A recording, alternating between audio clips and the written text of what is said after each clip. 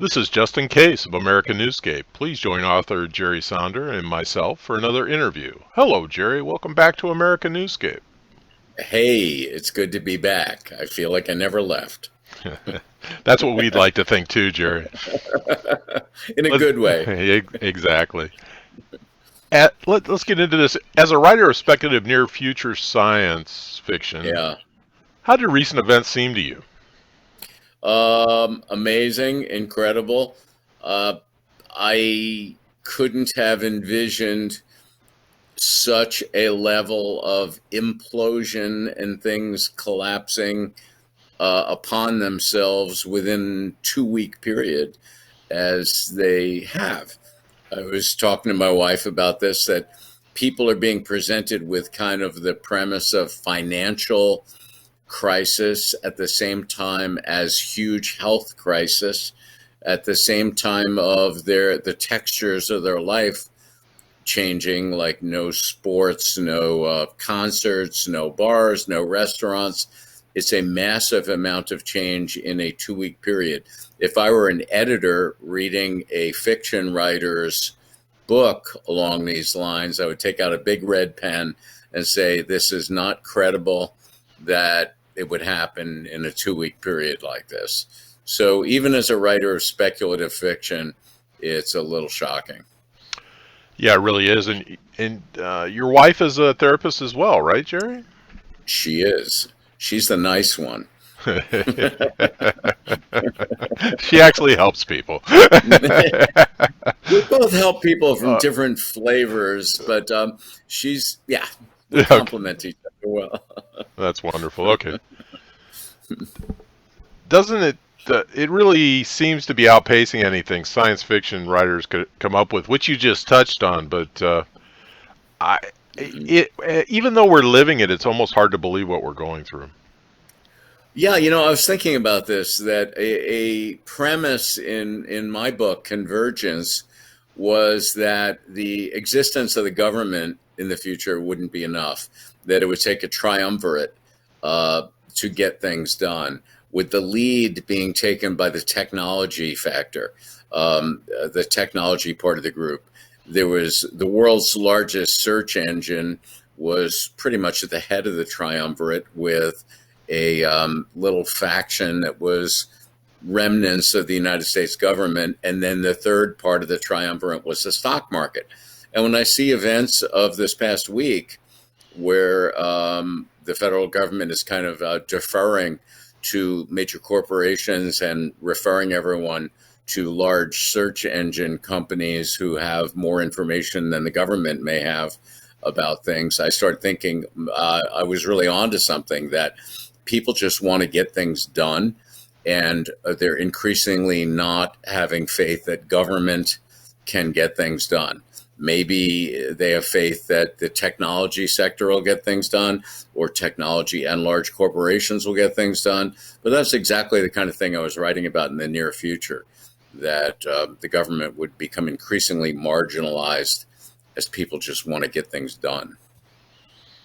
And that's what resonates with you. I mean, this COVID-19 thing. Hmm. Uh, you've almost prepared us for this, and the book touches on a lot of what may happen in the future. Yeah, I think people, Aldous Huxley paved the way for this understanding that people were likely to go for anything in the name of comfort and ease. And if it's giving away our individual rights or our personal rights in the name of having more comfort and ease, and it just works, they will do that. So I heard one expert on the news the other night saying something like, we can either have personal privacy now or health, and that the battle is going to be won in the direction of health, both for individuals and for society. So I think the push is on to do away with many of the things that we had associated with individual freedoms beforehand. And that is the stuff that dystopian fiction writers write about. What will the world look like when we have less freedoms and less personal rights and are part of a large hive mentality in the future? And in my book, that was called The Hive, where we're all united through the hive. So scary stuff and slightly foreign stuff, alien stuff to us, and suddenly it's almost here. So surprised me. Yeah, very fast evolutionary stage we're going through. Can you expound upon your belief things are headed towards a revolutionary tipping point? I know you've mentioned that before, but it seems more relevant today than ever. Yeah, it seems to be that when you start hearing things about shortages, that there are basic societal needs that were left unaddressed, like simply how many surgical masks are needed for a hospital in the event of something, or something like that. And you start seeing such an extreme disparity, or start seeing that companies want to make a lot of money on making these things or something, it starts making it look realistic that a future generation of young people will not put up with that anymore and just say that has nothing to do with meeting our needs as young people, as Americans, and a different way has to come about. Now, I don't know the mechanics of that, but I know a lot of people, and it defies labels. It's not a liberal or conservative thing. It's not a left wing or a right wing thing. It is people just observing, I don't think our needs are being considered first and foremost. I think there are other factors that come before human needs being met in this country, and that can make people very, very angry. I think, with all this talk of bailouts that you're going to be seeing in the next couple of weeks, people will be watching this very closely to see who gets bailed out, who gets billions of dollars and who doesn't. And there may end up with, there may be a lot of anger floating around very quickly. And that's volatile. I mean, our country was founded in some kind of anger, and every revolution across the world has had anger along with some sort of logic to it and illogic.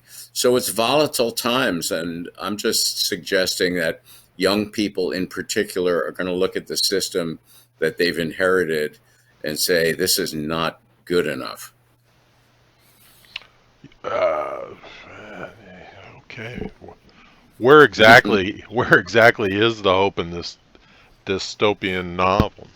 Dystopian. Yeah, the hope in my book, I centered in a love relationship that was slow to grow. Basically, I mean, I'm at the heart of it. I'm enough of a romantic to believe that love is still not only possible, but in a sense, the only thing that is the engine of the world, the best part of the world, better than battle, revolution, government. If you can find someone to love and grow old with and have a good time with, that's a major victory. And it almost seems like it's increasingly hard to do that while we're supposed to be all connected these days. So in my book, the hope was in two young people overcoming all their technological programming that was in them to fall in love and act in the direction of that love as they reconnected with what's real and what's not technological. Wow. Jerry, what can we hold on to these days, and where do we go from here?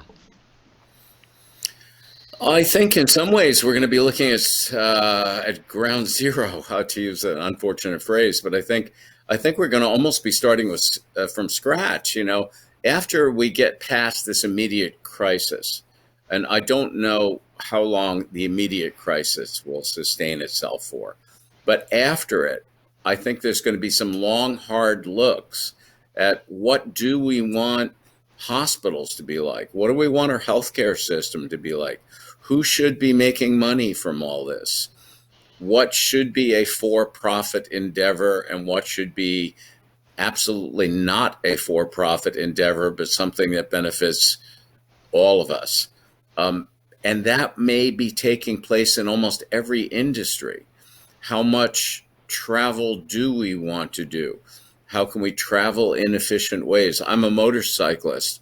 You know, I've always loved how my motorcycle gets more than 40, 50 miles per gallon. And I've always known, if everyone rode a motorcycle, the planet would be so much better. Now, that's not everyone's going to ride a motorcycle. I get it. But the idea of looking at how we can improve the place in where we live, the environment, healthcare, all these things, we will have a new opportunity to look at that once we get past this crisis. I do believe we'll have some fresh eyes having gotten through this, which we're not through yet. Well, Jerry, once again, thank you for the remarkable perspective. This has been Justin Case and Jerry Sander, sharing a glimpse into convergence. Thanks for joining us. Please remember, Thank you, Chris. Additional information and links are provided in the videos. Read more. Please remember to support authors everywhere and consider subscribing to this channel.